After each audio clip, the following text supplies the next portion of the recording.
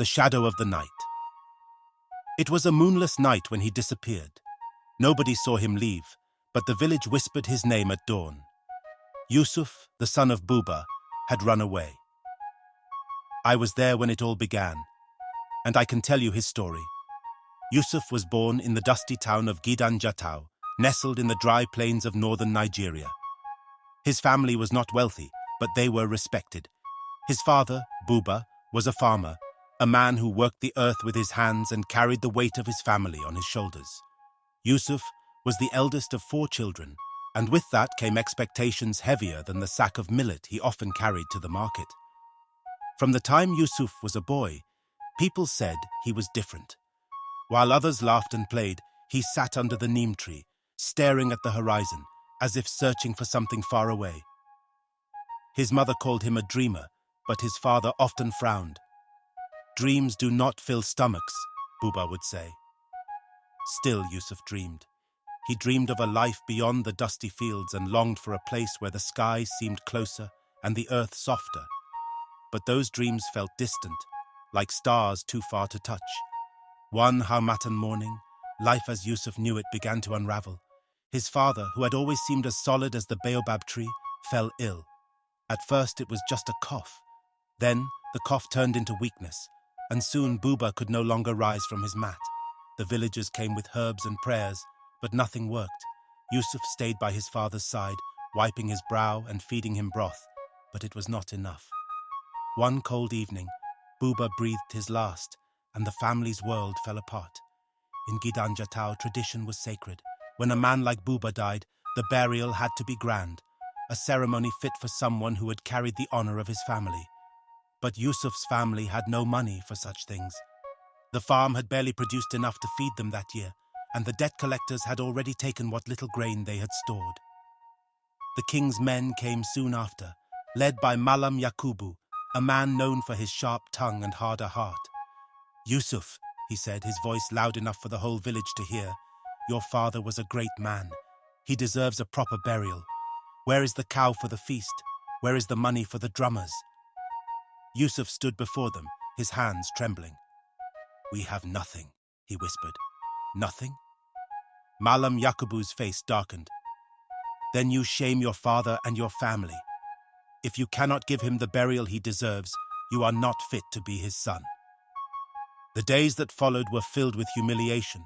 Neighbors whispered behind their hands, and children pointed at Yusuf's siblings in the marketplace. The burden weighed heavy on Yusuf's shoulders. Every night, he lay awake, staring at the thatched roof of their hut, the weight of failure pressing down on him. Then came the night he left. I was the only one who saw him. I had gone out to fetch water from the well when I noticed a shadow moving near the edge of the village. It was Yusuf, carrying a small bundle on his back. "Yusuf!" I called out in a loud whisper. He froze, then turned to face me. His eyes were wide with fear, but there was also a kind of sadness in them that I cannot forget. "Where are you going?" I asked. "I cannot stay," he said, his voice shaking. "If I stay, they will ruin my family. They will take everything. I must go and find a way to save them." Yusuf's journey was not easy.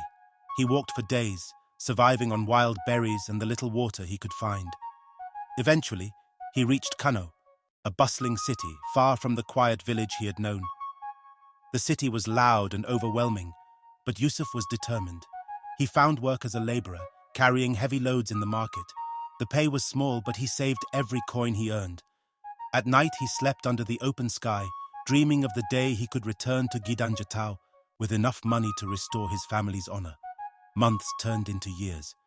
Yusuf learned the ways of the city and worked harder than anyone I had ever known. He sent money back to his family whenever he could, and slowly, the whispers in the village began to fade.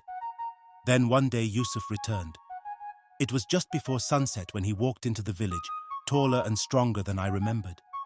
He carried a sack over his shoulder and a quiet confidence in his eyes. The villagers gathered around him, murmuring in surprise. Malam Yakubu was among them, his face unreadable. Yusuf did not say much.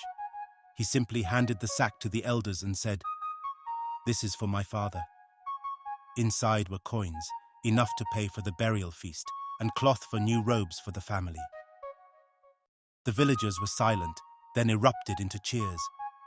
That night we buried Buba with the honor he deserved. The drummers played, and the air was filled with the scent of roasted meat and the sound of laughter. Yusuf stayed in the village after that, but he was not the same. The boy who had once dreamed under the neem tree was now a man who understood the weight of sacrifice. He rebuilt his family's farm and became a pillar of the community. Whenever I think of Yusuf, I remember that moonless night when he left. He was just a boy then, running from the only home he had ever known. But when he returned, he was something more, a man who had faced the world and found his place in it. And that is why, to this day, we call him Yusuf my Gaskia, Yusuf the man of truth.